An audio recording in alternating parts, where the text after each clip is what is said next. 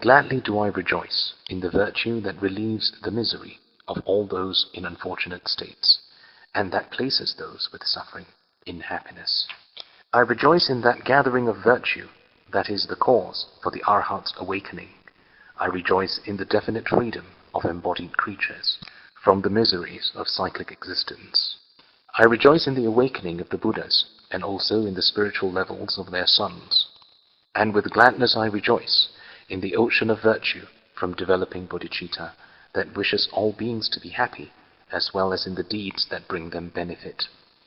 With folded hands I beseech the Buddhas of all directions to shine the lamp of Dharma for all bewildered in misery's gloom. With folded hands I beseech the conquerors who wish to pass away to remain for countless aeons and not to leave the world in darkness.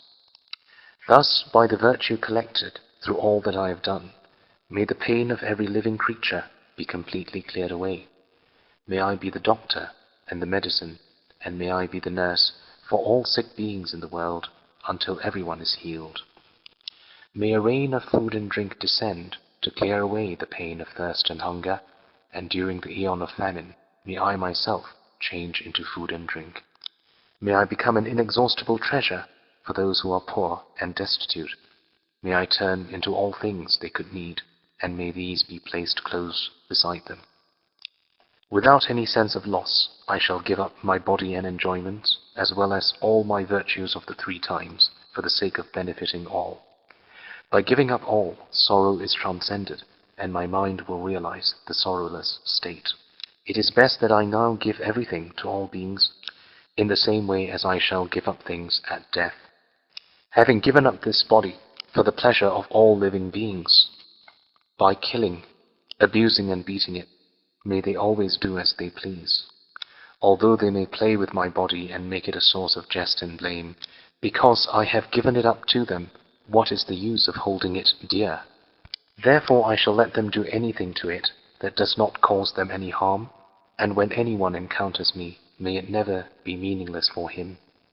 If in those who encounter me a faithful or an angry thought arises, may that eternally become the source for fulfilling all their wishes. May all who say bad things to me, or cause me any other harm, and those who mock and insult me, have the fortune to become fully awakened. May I be a protector for those without one, a guide for travelers on the way. May I be a bridge, a boat, and a ship for all who wish to cross the water. May I be an island for those who seek one, and a lamp for those desiring light. May I be a bed for all who wish to rest, and a slave for all who want a slave.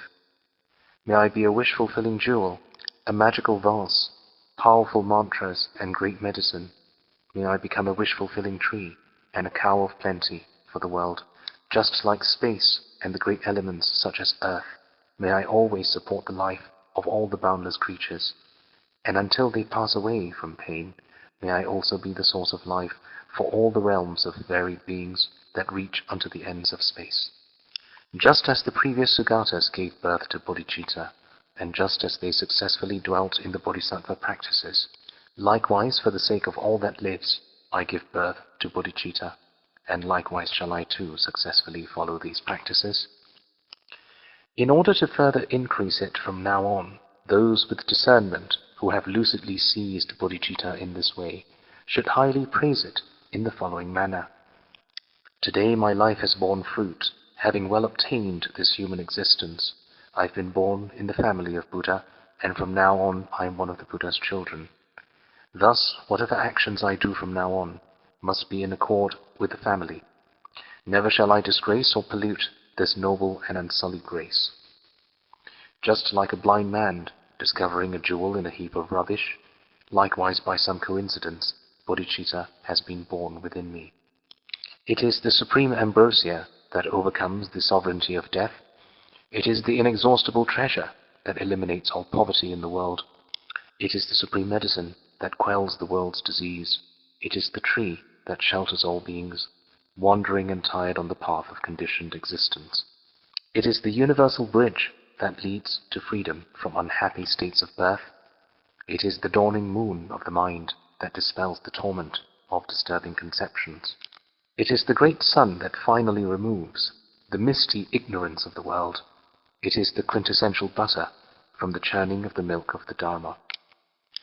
For all those guests traveling on the path of conditioned existence who wish to experience the bounties of happiness, this will satisfy them with joy and actually place them in supreme bliss. Today, in the presence of all the protectors, I invite the world to be guests at a festival of temporary and ultimate delight. May gods, demigods, and all be joyful.